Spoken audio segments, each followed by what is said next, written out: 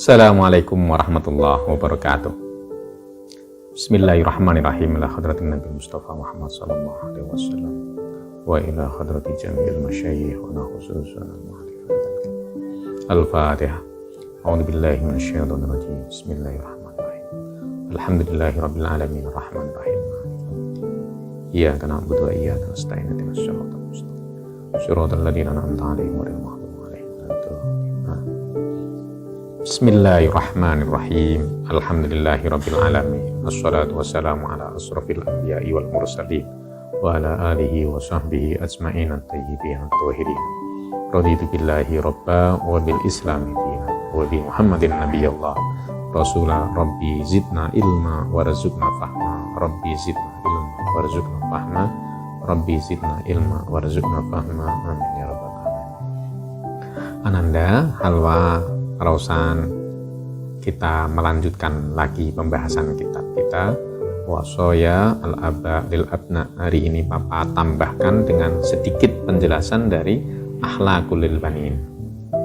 Ya, masih pembahasan kita masih di bab ke-6. Jadi pentingnya adab seorang murid terhadap gurunya dan kedudukan guru terhadap muridnya.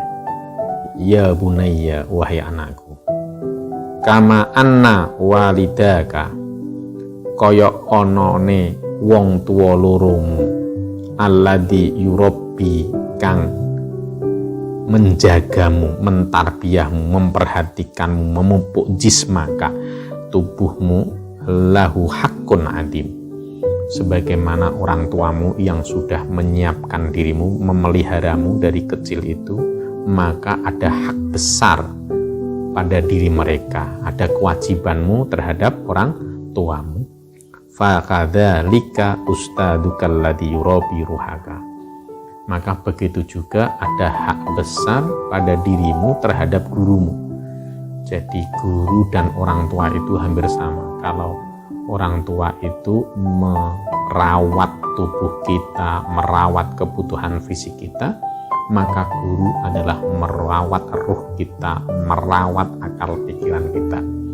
Guru mengantarkan kita mengenal siapa Tuhannya. Laula murabbi ma'araftu rabbi. Kalau tidak karena ada guru, maka kita tidak tahu Tuhan kita. Maka kedudukan guru itu penting. Wa yuhadzibu ahlaqaka. Guru itu mendidik akhlak yang baik untuk dirimu. Wa yunawwiru fikraka. Guru itu memberikan cahaya, mencahayai pikiranmu. Wa yu'allimukal ilman nafi'. Guru itu memberikan kamu, mengajari kamu ilmu yang sangat bermanfaat bagi dirimu. Maka lahu haqqun kabir. Fayajibu alaika, maka wajib untukmu itu antuhibbahu wa tu'addimahu. Jadi kewajiban seorang murid terhadap gurunya yang utama itu adalah harus benar-benar mencintai. Hati antara murid dan guru itu bersatu. Tidak mungkin ada pelajaran yang masuk dalam dirimu kalau kamu benci pada murid. Jadi kamu harus bersatu. Wa tu'addimahu, kamu harus mengagungkan gurumu. Wa tu'ammilahu bihadil adab. Jadi kamu itu nyerawungi, bergaul dengan adab yang baik kepada guru-guru. Anak-anakku, Papa dengar banyak sekali kisah-kisah orang-orang hebat. Orang-orang itu menjadi kefutuh hanya karena apa? Karena adabnya yang baik. Di antara adab kita adalah kita menghormati, mematuhi, dan kemudian berkhidmah. Khidmah itu menjadikan diri kita layaknya pembantu. Apapun kebutuhan guru kita lakukan. Ada satu cerita. Dulu, kalau orang-orang tua kita selalu ngajak ziarah kepada orang-orang soleh, dan kita dikenalkan kisah hidup orang-orang soleh itu. Termasuk diantaranya yang selalu dijadikan tempat kita ziarah itu ada namanya Mbah Samsudin Batu Ampar, kalau nggak salah, di daerah Madura. Mbah Samsudin itu orang yang alim ahli Quran, tetapi dalam hidupnya dulu sebenarnya Mbah Samsudin itu tidak pernah belajar secara serius terhadap Quran. Dia berguru kepada Mbah Khalil, dan tidak hanya 1 tahun 2 tahun, berpuluh-puluh tahun. Setiap hari Mbah Samsudin itulah yang memenuhi kebutuhan Mbah Khalil, yang menyiapkan sandalnya, yang menyiapkan sepatunya, seperti para sahabat-sahabat menyiapkan sandal kebutuhan-kebutuhan Rasulullah itu. Sampai suatu ketika Mbah Samsudin itu ditanya sama Punyai, istrinya Mbah Khalil, "Din, kamu ikut Abah sudah berapa lama? Kamu ikut Mbah Yai sudah berapa lama?" "Oh, sampun lebih dari 20 tahun Punyai." "Sudah ngaji kitab apa?" Samsudin bingung, diem. "Ngapunten nih Punyai, kula kan derek Abah terus. Jadi Abah kemana saja, Mbah Yai kemana saja, saya yang menyiapkan kados ingkang jenengan pirsani. Sehingga waktu saya habis untuk menyiapkan kebutuhan Abah, tetapi tidak menggunakan waktu khusus, justru belajar kepada, tidak ada satupun kitab yang dipelajari konon yang apa dengar dari Mbah Khalil Bangkalan." Kaget itu Punyai, bilang sama suaminya, berarti sama Pak Yai, "Loh, Pak Yai pripun? Jenengan gadah murid namanya Samsudin, ikut jenengan pun pinten tahun?" "Ya wis suwe, sing ngladeni jenengan pinten tahun. Dan jenengan ngertos Samsudin mboten nate sinau, mboten nate belajar kitab apapun." "Loh, aku ndak orang legiu." Pak Yai itu malah sampai nggak taunya. Maka ketika mendekat informasi itu, Samsudin itu ditimbali sama Yai Khalil, terus katakan, "Din, saiki tak hadiah kitab bali wis cukup anggonmu melu karo aku. Insya Allah kitab ini manfaat." Jadi Samsudin itu pulang dikasih 1 mushaf Al-Quran konon. Begitu sampai di rumah, Samsudin sekali baca semuanya langsung hafal. Dan itu adalah keberkahan dari pengabdian terhadap guru. Ini penting. Jadi guru itu lebih mulia. Bahkan ada dalam satu kitab tafsir menyebutkan guru, Imam Fakhruddin Ar-Razi di dalam kitab tafsirnya Imam Fathul Qayyim menyebutkan guru lebih mulia daripada, lebih patut dihormati daripada orang tua. Ada kisah yang lain lagi. Di Futuhiyah ada seorang guru, namanya kakek guru kita yang namanya Yai Muslih. Yai Muslih itu masyhur sekali kealimannya. Tapi orang tidak tahu di balik kemasyhuran Yai Muslih ada usaha luar biasa dari salah satunya dari bapaknya Syekh Abdurrahman. Jadi bapaknya Yai Muslih, Syekh Abdurrahman, itu dulu memiliki dilman. Beliau matur, waktu itu ada ulama terkenal masyhur 2, yang satu namanya Mbah Hadinggiri Kusumo, yang satu namanya Mbah Ibrahim. Dua-duanya disambangi sama Mbah Abdurrahman sambil matur, Mbah Yai, kalau Mbah Yai mau kemana saja, jangan menggunakan kendaraan yang lain. Gratis pakai dokar saya. Ternyata diunduh putranya. Jadi anggone Mbah Abdurrahman melateni Mbah Hadinggiri Kusumo, juga melateni Mbah Ibrahim Brumbung, membuat putranya itu menjadi alim yang luar biasa. Papa juga dengar di balik hebatnya Mbah Khalil Bangkalan itu karena hikmah orang tuanya. Jadi orang tuanya itu kalau dapat panen apa-apa itu selalu dibagi 20% untuk kebutuhan keluarga, 80% itu dibagi-bagi untuk seluruh guru-gurunya Mbah Khalil. Jadi siapapun yang pernah Mbah Khalil itu belajar, itu bapaknya setiap 1 bulan selalu ngirimi, menghadiahi itu. Dan itu menjadi salah satu sebab terbukanya ilmu. Jadi Papa wanti-wanti anakku betul-betul khidmah terhadap guru, itu hal yang sangat penting. Ya bunayya, anakku, ida lam tahtarim, nalikane ora hormat sira ustadaka ing guru sira, fauqa ihtiramika, ing dalem luweh dhuwure penghormatan ira li abika maring bapak ira, lam tastafid, ora maringi faedah min ulumihi, sangka ilmune guru, wala min turusihi syai'an. Kalau kamu masih belum bisa menghormati guru, bahkan melampaui penghormatanmu terhadap bapakmu itu, maka ilmumu tidak ada faedah sama sekali. Apalagi sampai tidak beradab sama gurunya. Termasuk salah satu adab itu, kalau kamu besok mondok itu kemana-mana izin. Papa kemarin dapat cerita dari salah satu guru Papa. Ada seorang santri yang hebat sekali dulu belajar di Tarif. Belajar. Masyhur, menjadi santri saja itu sudah masyhur karena alim. Mungkin kalau sekarang itu kayak Ustadz Abdul Somad yang banyak hafal, atau Gus Bah yang hafal banyak sekali. Sampai meskipun masih di pondok, banyak orang-orang di kota-kota yang lain pengen mendengarkan pelajaran dari dia. Karena dia menghafal banyak sekali kitab. Jadi pelajaran yang dia baca biasanya langsung hafal.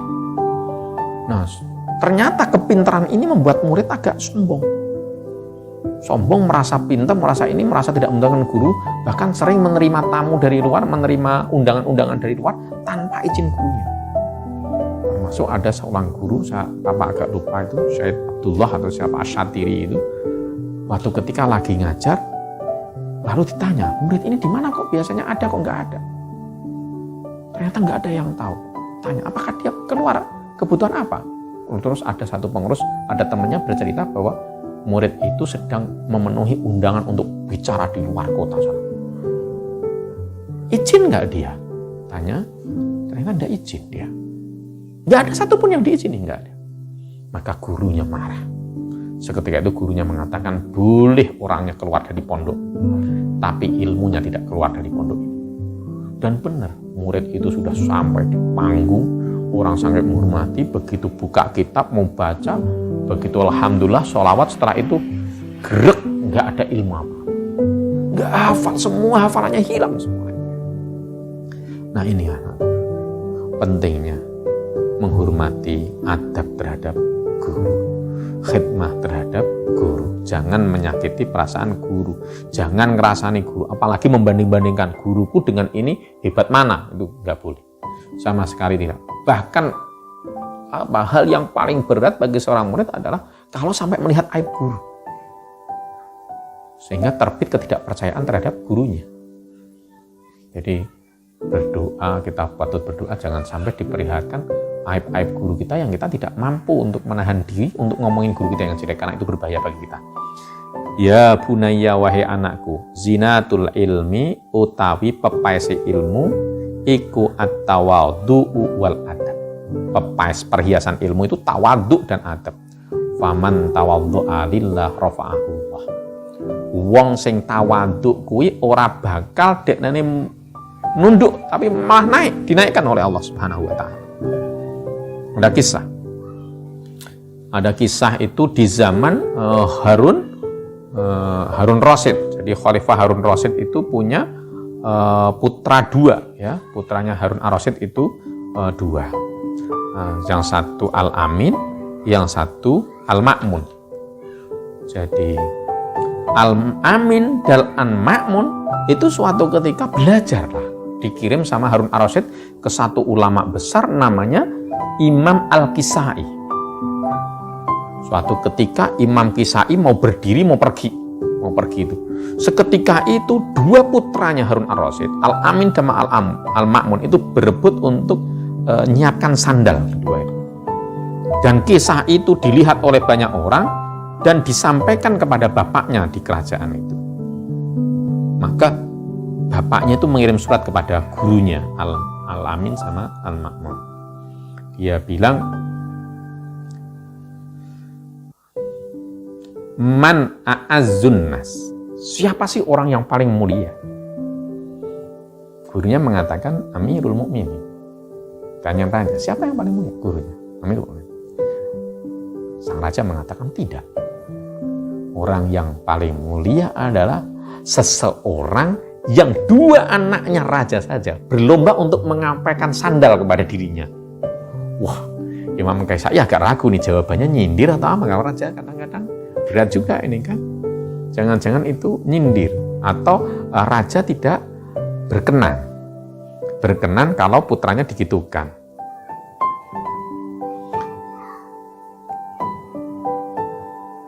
Terus wahai raja, apakah ada yang salah dariku, kata Al-Kisai. Apa tidak diperkenankan kalau mereka itu melayaniku? Oh tidak, kata Harun Ar-Rasyid. Justru kalau kau menghentikan itu, aku marah padamu. Aku menginginkan seperti itulah yang semestinya terjadi pada putraku. Biar putraku tahu cara menghormati pada gurunya. Dan aku bersyukur di bawah didikanmu dengan penuh kesadaran putraku sibuk melayanimu, berebut untuk melayanimu. Maka itu menunjukkan bahwa putraku sudah masuk ilmu adab yang sesungguhnya. Karena itu, kata Harun Ar-Rasyid, aku bersyukur kepada putraku atas apa yang dia lakukan, maka aku hadiahkan, itu saya anggap sebagai prestasi, saya hadiahkan isrina alfa dinaron. Jadi 20.000 dinar aku berikan kepada putraku. Dan aku berikan juga astrotu alaf dirham. Oh, tidak hanya dinar sekarang, dirham. Saya kasihkan 10.000 dirham kepadamu, lebih tinggi lagi dirham kepadamu, ala husni ta'dibika lahum, karena keberhasilan kamu mendidik putra-putramu itu, putra-putraku itu. Jadi ini cara orang tua yang tepat.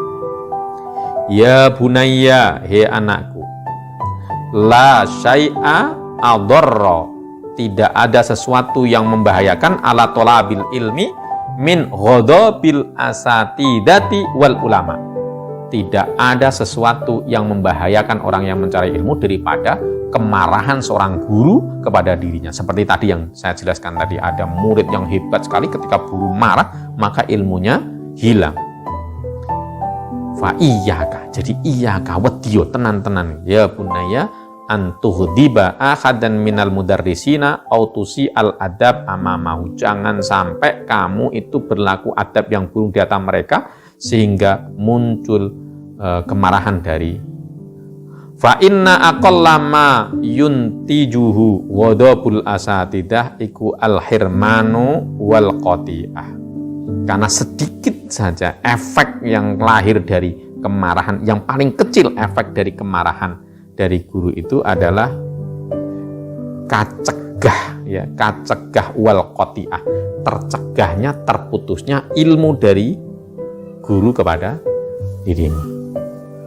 Cukup yang bisa Bapak sampaikan. Afu minkum billahi taufiq wal hidayah. Wassalamualaikum warahmatullahi wabarakatuh.